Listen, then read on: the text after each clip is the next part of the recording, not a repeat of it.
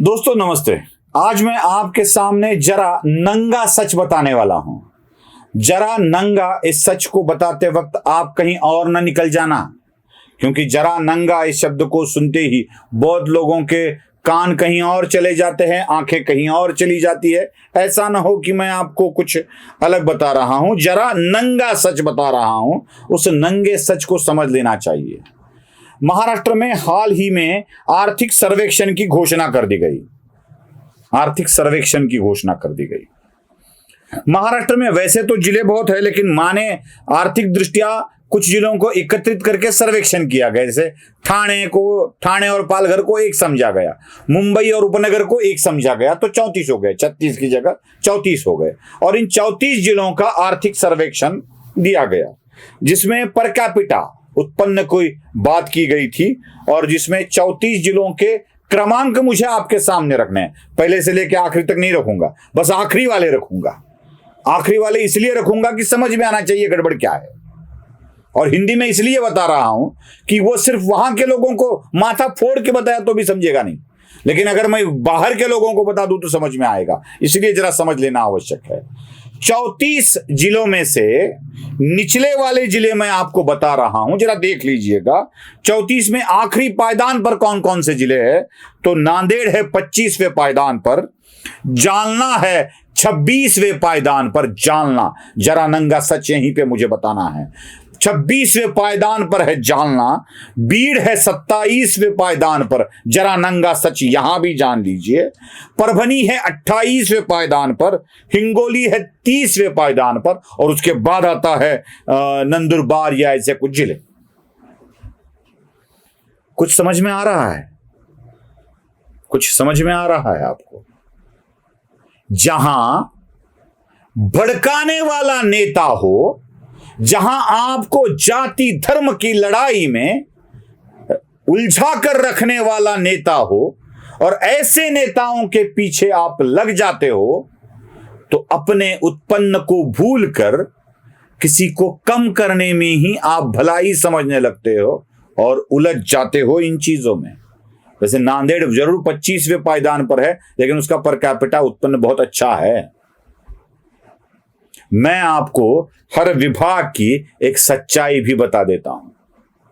अक्सर माना जाता है कि किसानों की आत्महत्या विदर्भ में ज्यादा होती है और मराठवाड़ा में ज्यादा होती है, लेकिन विदर्भ कितना आगे निकल चुका है समझना है आपको।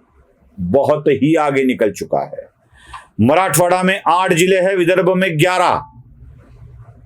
मराठवाड़ा के 8 जिलों की स्थिति जरा ठीक से, अच्छे जिलों की स्थिति समझ लीजिए। उसमें से छत्रपति संभाजीनगर सबसे शीर्ष स्थान पर है। छत्रपति संभाजीनगर में पर कैपिटा उत्पन्न है 2,35,677 रुपए। लातूर दूसरे पायदान पर आता है, जहां 1,93,152 रुपए। धाराशिव उसमें तीसरे पायदान पर आता है। आश्चर्य है, धाराशिव तीसरे पायदान पर आता है 1,90,383 रुपए। और नांदेड़ आता है चौथे पायदान पर 1,81,013 रुपए। लेकिन नांदेड़ राज्य में 25वें नंबर पर आता है, जो मराठवाड़ा में 5वें नंबर पर आता है। जरा सोचिए। अब ये आंकड़े ऐसे के ऐसे रख लीजिए। अब विदर्भ के आंकड़े बता देता हूं मैं आपको। विदर्भ के आंकड़ों को जान लीजिए। नागपुर 3,22,927, चंद्रपुर 2,21,846, वर्धा 2,25,691, भंडारा 1,93,418, गोंदिया 1,83,114, अमरावती 1,91,401, अकोला 1,97,334। अरे भाई, अकोला, भंडारा, गोंदिया जैसे जिले भी मराठवाड़ा के अन्य जिलों से आगे निकल चुके हैं, क्योंकि उन्होंने नेता किसको माना है ये समझना। जो इंडस्ट्री की ग्रोथ करे, जो रोजगार लाए, जो अच्छा करे, इन लोगों को नेता मानना चाहिए। यहां जानना बीड़, परभनी में क्या हो रहा है, आप ही जो सोचिए। जरा आगे निकलते हैं। ये दोनों आंकड़े आपके नजर के सामने रख लो। मैं अब जाता हूं महाराष्ट्र के उस इलाके में जहां पर कोंकण की भूमि है जहां एक भी किसान आत्महत्या नहीं करता। जरा वहां के पर कैपिटा उत्पन्न को देख लीजिए। ठाणे 3,90,726। चलो ठीक है, ठाणे पालघर मिलकर है और वो इंडस्ट्रियल ग्रोथ वाला एरिया है। रायगढ़ 3,15,689। रत्नागिरी 2,45,421। सिंधुदुर्ग 2,89,080।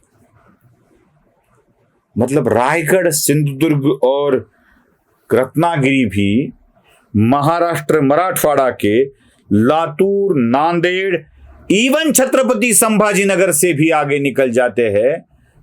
तो वो लोग क्या कर रहे होंगे? वहां तो खेती भी नहीं है इतनी बड़ी जितनी हम समझते हैं, सारा पहाड़ी इलाका है। तो वो लोग अपने आप को कैसे बड़ा करते होंगे? वेस्टर्न महाराष्ट्र भी अगर आगे जा रहा है, सारे लोग अगर आगे जा रहे हैं, पुणे जरा 3,74,217, सातारा 2,41,369, कोल्हापुर 2,82,297, सोलापुर 2,53,088, सांगली 2,58,557, ये आगे जा रहे हैं। इसका मतलब मराठवाड़ा और उत्तर महाराष्ट्र जैसे नंदुरबार, धुले, ये कहां कम पड़ रहे हैं?